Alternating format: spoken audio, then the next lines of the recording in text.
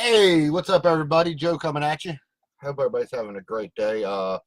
As y'all know, we done a gunslinger giveaway this morning, and now we are actually going to do the live class on interacting with employees and building a team. We're going to wait and let a few people get in here before we get this thing started off.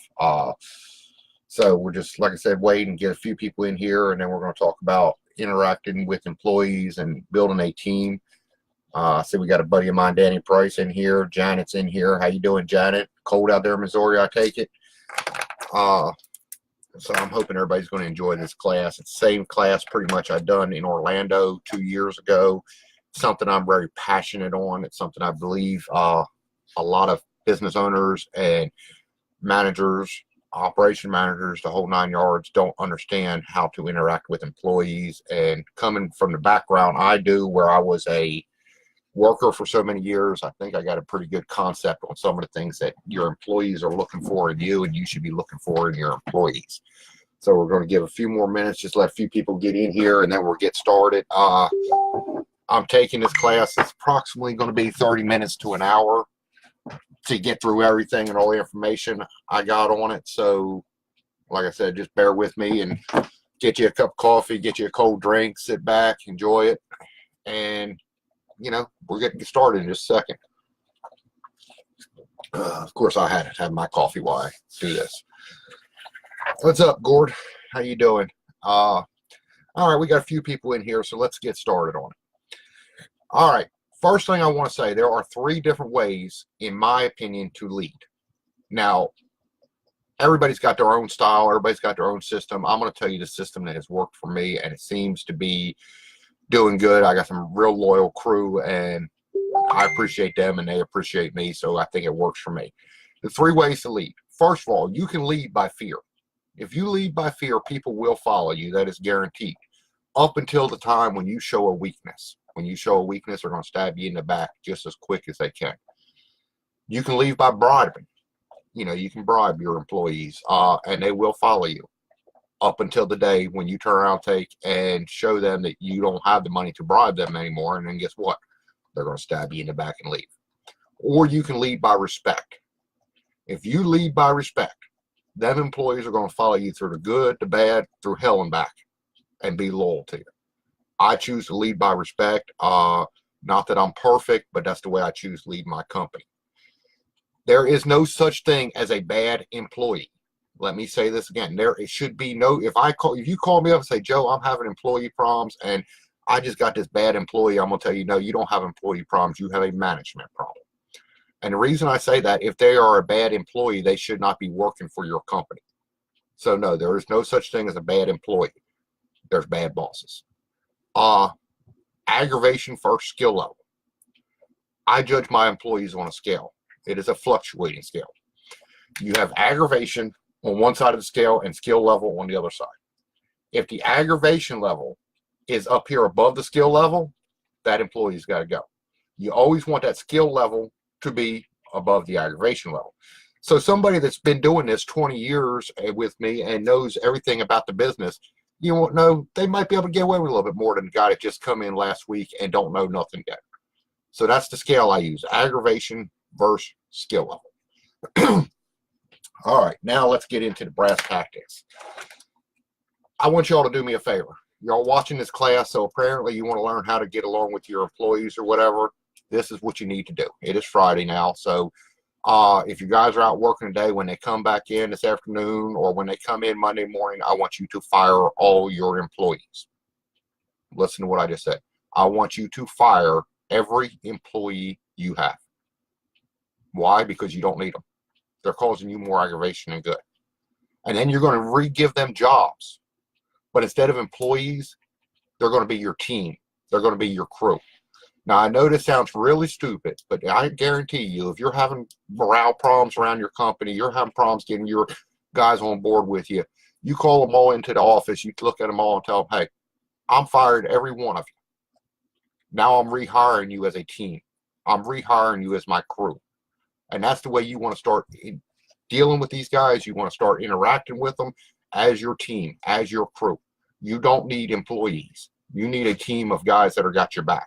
You need a crew that has your back. So that's the first thing I tell everybody is get rid of all employees, never hire employees, hire a team, hire a crew. In order to work with your team or crew, you have to understand their mindset. Their mindset is not the same as yours. Understand this. Your team or your crew, this is a job to them. They come here to work. This is not their life. It is something they do to make money. It is your life. You own the business. You've decided to make this your life. It is a job to them. Once you learn to understand that, then you can learn how to interact with them. Your team or your crew will get better offers from time to time. It happens, guys. Don't get upset about it. It's very disheartening. My top guy I had a lot of faith in, just left me to go to Florida because somebody offered him a really good job. My question to him when he left was, are you doing this to better your life? And his answer to me was, I think so. I think it's the right move. Then I told him, I said, well, good luck to you. Congratulations. I hope it works out for you. If it don't, come back and we'll talk about it. Now, he gave me a full 2 weeks notice, was willing to work with me any which way I needed. And it's because he sees how I've dealt with people in the past that have left. If you have an employee that comes to you or a crew member or team member and they turn around and take and tell you, well, I got a better job offer and I'm quitting, can I give you a notice? And you say, no, you can just get the hell out of my office. I don't need you. You backstabbing blank and blank. Just get out of my office. Well, guess what? The next time a guy quits your company, he ain't going to give you no benefit of no notice because he's already seen how you react. So even though you hate losing that guy, turn around, take, and be willing to accept it as part of growing in your company. You got to understand that your team and crew has problems. Just like you have problems that really worry you. Some days you come to work, you got 20,000 things on your mind. So does your team and crew. They have families, they have wives, girlfriends, boyfriends, kids. All that stuff that you're worried about, they are worried about too. Just because they work for you and are not a business owner does not mean their problems aren't just as important as yours. To them, they are more important than your problems. And that's the way you got to look at it. So understand that, yes, your team, your crew, they are going to have problems. They are going to have things that, affect how they do their job. It's up to you to be a counselor, a coach, a father, a mother for females out there, all these different things, and a boss. You have to do these equally. A lot of guys turn around and say, well, that ain't my job. My job's to give them a job to do. They do it, and that's fine. But you're not going to build the team spirit. You're not going to build a crew that's going to have your back with that mindset. So understand, your employees have problems just like you do.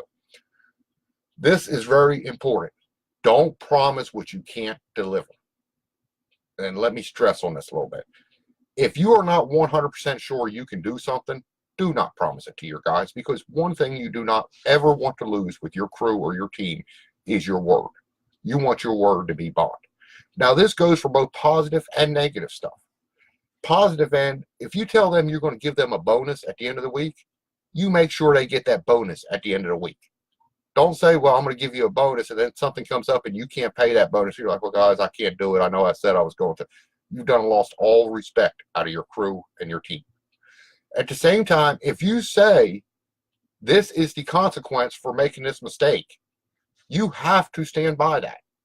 You cannot turn around, take, and make consequences without standing by it. And trust me, I've made this mistake.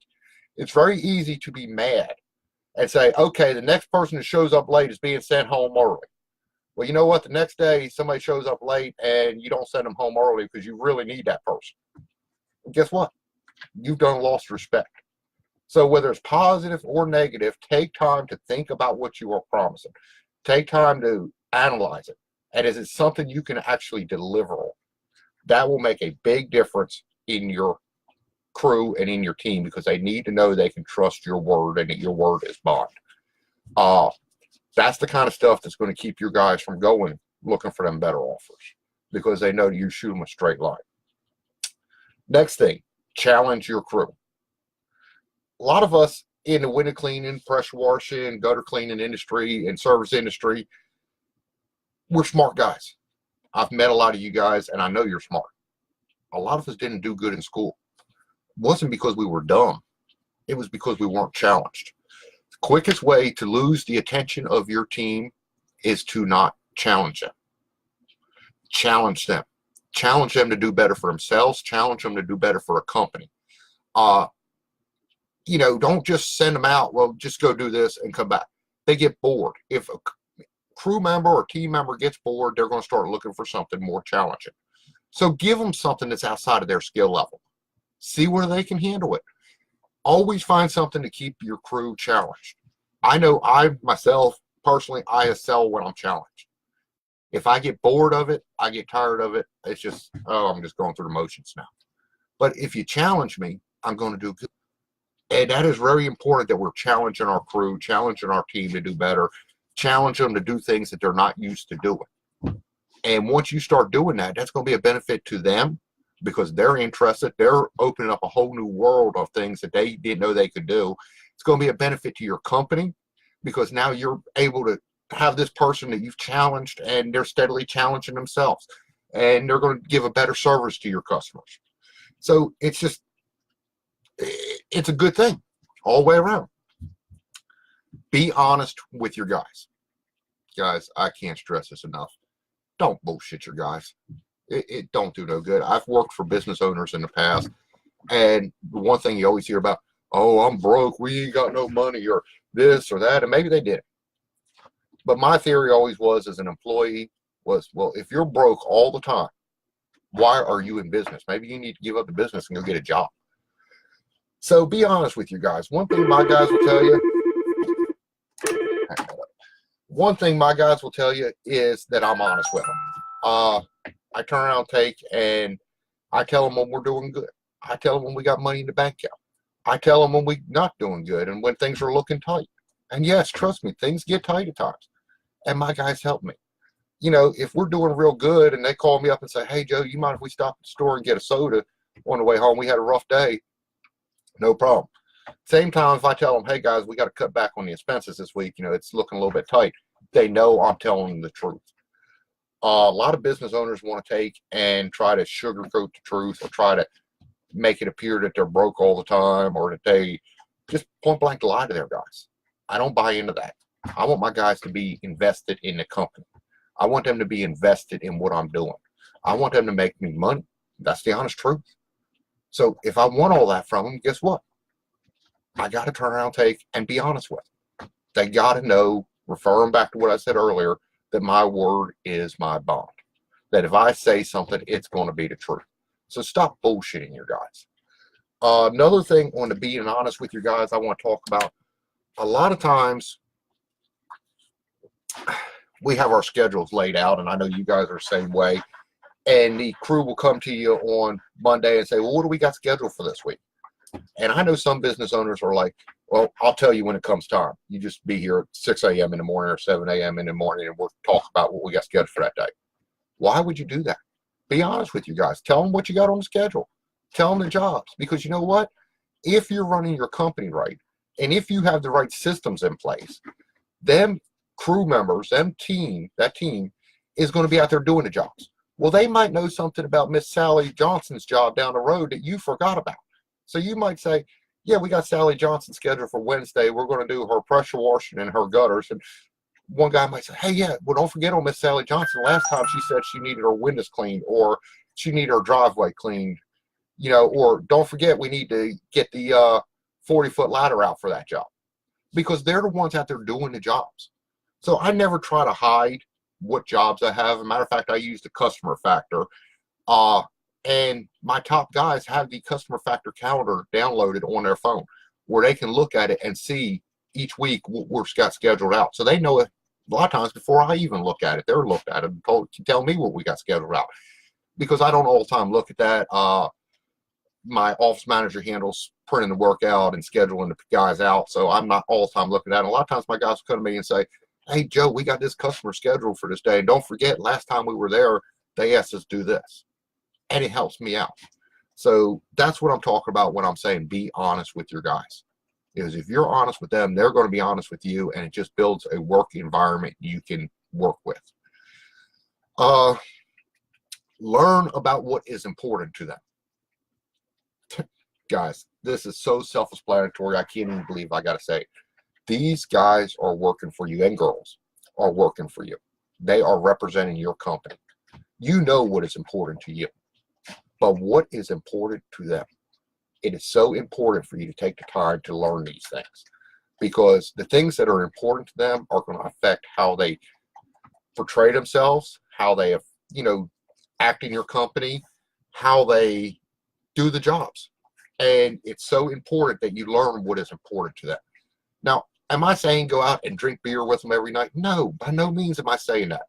But I am saying take a time to get to know your crew one-on-one.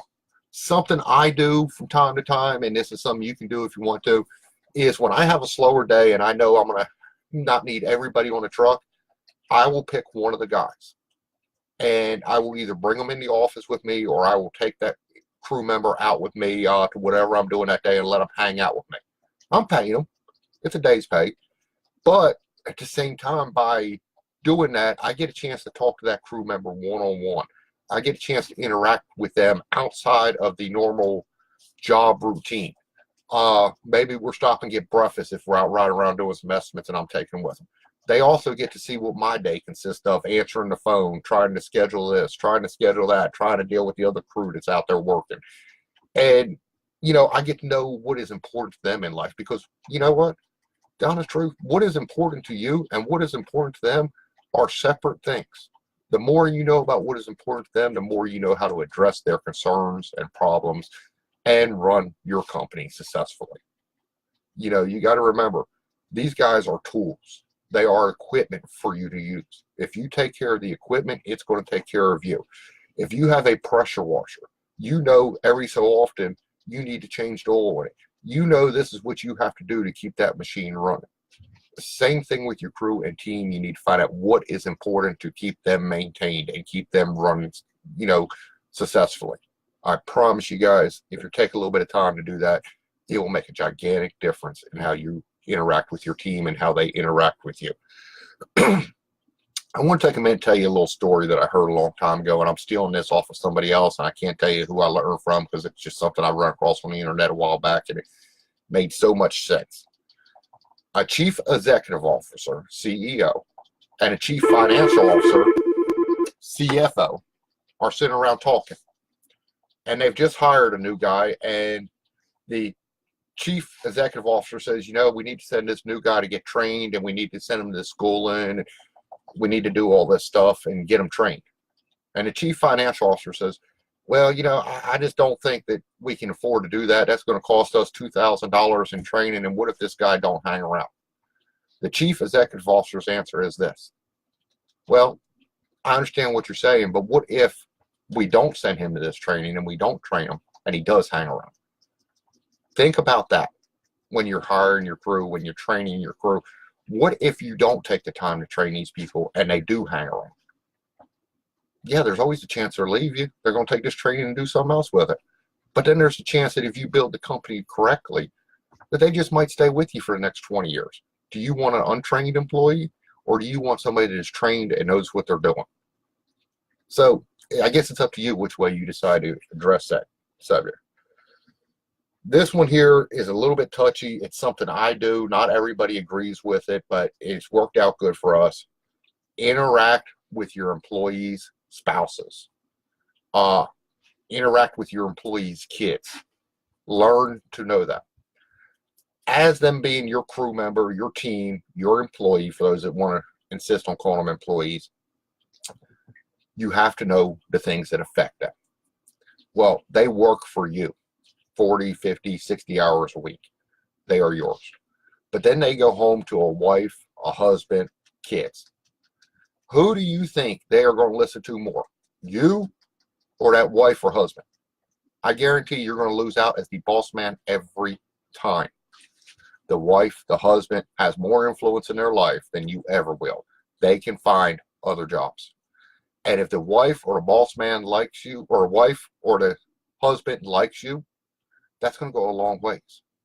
Because if you ask that crew member to work late tonight and say, hey, I know you put in a 10-hour shift, but I need you to stay an extra 5 hours and help me finish up this job. They want to do it, but they got to answer to their significant other, their spouse.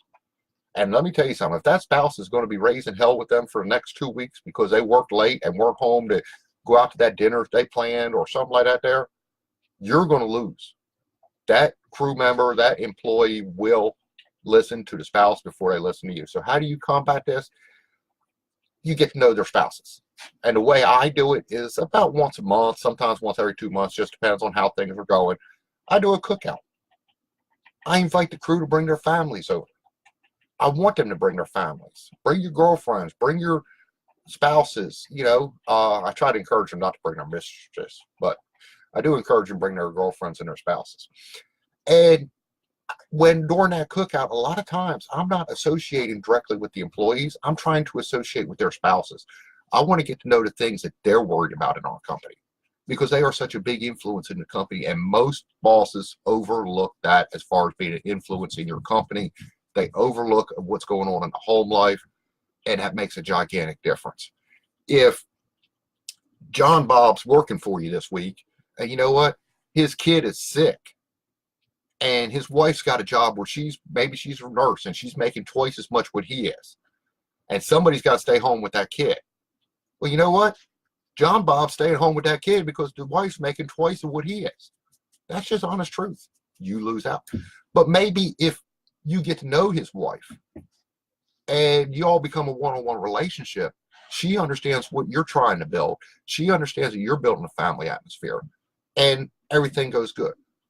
Or maybe John Bob's mad at you that day. Maybe you all had a rough day and the jobs just went to shit. And trust me, it happens. And he goes home and he's in a bad mood. And he's saying, you know what, that damn Joe, he's boss man. He turned around, took, and he asked me to do this and asked me to do that. Well, if their wife don't like you, that wife's going to be saying, yeah, that SOB, if I were you, I'd find another job. But if the wife has got to know you on a personal level, that wife can now be your ally and say, you know, maybe Joe was stressed out today too. Maybe it was a hard day for him. Maybe you need to just calm down and think about it. So definitely get to know your employees' spouses. Another thing I do, I encourage my employees' kids to come by the office. And when they do, I make sure I show them a little bit of attention. How do I do this? I have a couple things in my office, and you can do this any which way you want. Let me show you one of them here. Hang on one second, guys. This is my candy jar. Now, it's about out this week because all the kids come by last week with Thanksgiving. I keep a candy jar laying up on my shelf. When the kids come by, any employees' kids that come by this office, they know that candy jar is there. They are welcome to get candy out of it. They can have all the candy they want out of it. I don't care. Another thing I do is I always keep freeze pops in the freezer just for the kids. And when kids come by, they are more than welcome to grab a freeze pop. It shows my crew, my team, that I care about more than just me, that I care about more than just the almighty dollar. So that's how I interact with my employees and their kids. Now, this here is the hardest thing for us to do as business owners, and that is set the example. I have a completely drug-free company.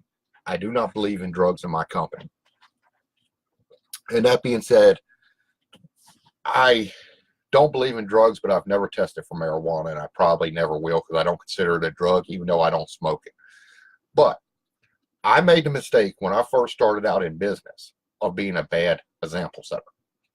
I had beer in the refrigerator at all times. I had liquor laying around the shop. And if my guys got back after a hard day, I did not mind that they grabbed a beer and sat here and drank one with me. Didn't bother me a bit. Well, next thing you know, I had guys stopping on the way back from the job at the gas station. They were buying beer in my company truck and drinking it. And I had to fire them.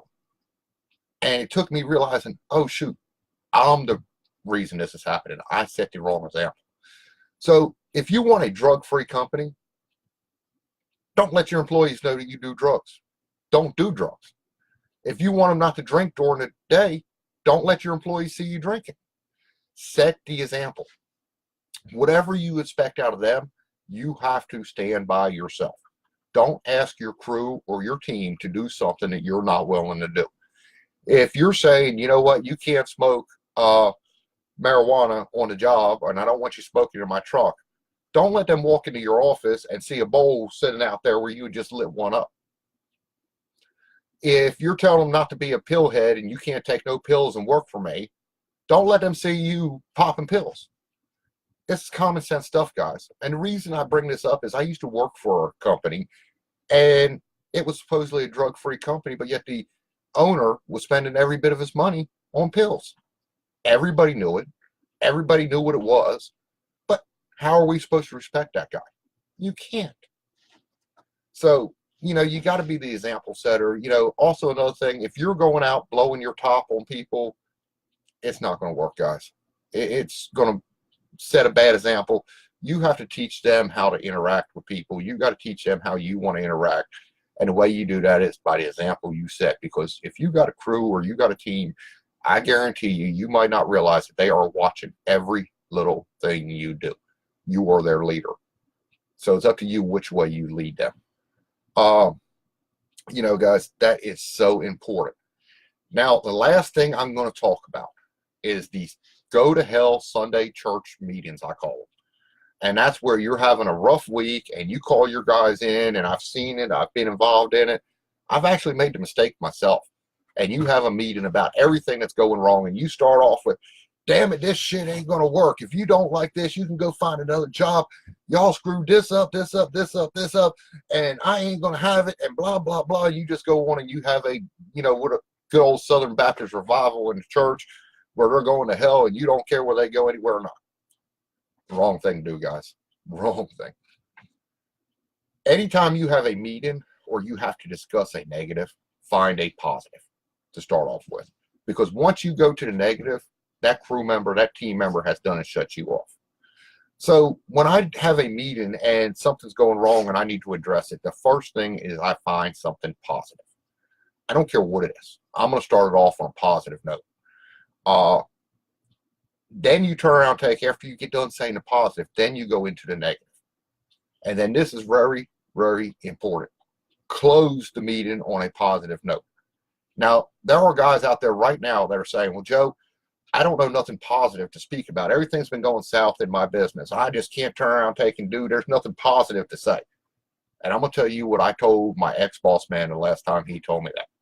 If you can honestly 100% say that you are running a company and you can't find one positive thing to talk about, then you need to shut the doors and go find something else to do.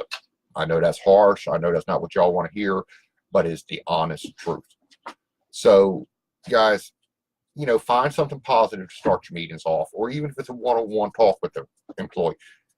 Praise them for something, then go into your negative, then turn around, take, and go to your positive. Something else, I don't like to have negative meetings unless absolutely necessary first thing in the morning. I prefer to have them in the afternoon. Reason being, if I start the morning off on a negative note, guess what? That crew, that team is going to go out and be in a negative mood all day long. That is going to affect how they deal with my customers, how they interact with my customers. That's going to affect the whole day.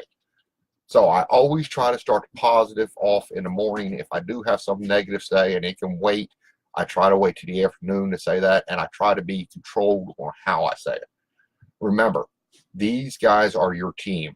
They are your crew. They're not your wife. They're not your kids. They're not your pet. Treat them with respect. If you do that, it will make all the difference in the world. Very last thing I'm going to talk about. Get your crew involved in decisions.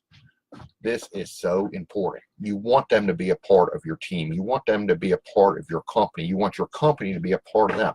Well, how can that happen if they're not turning around, taking and involved? I get my team involved in every aspect of this business. If we have a piece of equipment we are getting ready to order, I might already know the piece of equipment I want to order because I've done the research on it. But if it's an expensive piece of equipment, I'm going to go to my guys and say, look, this is our options. This is what we need. What do you think? Should we order this one or this one? And I'm going to get their input on it. Now, in the end, it's still my decision, but I'm going to listen to their input, and I'm going to give them a chance to be part of the decision. When I hire a new team member, I make sure before I hire that person, I go to my current team and say, hey, guys, this is this guy's application. This is how he done in the interview. What do you all think? Should I hire him? Should I not? Think about how this works out, because now they are vested in that crew member. They've helped make the decision to hire him. So it's on them to help make it work that he works out. If you just hire somebody, it's not on their crew. But now that they're part of the decision, you know what? They're just as invested as you are, and they want to see that guy work out because they put their name on it too. Makes sense?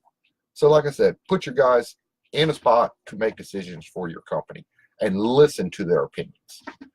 All right, guys. Jody, Opinionated Window Cleaner. I hope this helps some of y'all out. I could go on for hours upon hours talking about everything. Remember, this is what I do that works for me. I'm no expert. Just because I'm doing a little class on this does not make me an expert. But it's things that I have learned through mistakes that work for me time and time again. If you can use them, feel free. If you think I'm full of shit, that's okay too. Guys, I'm out here. Y'all have a great day.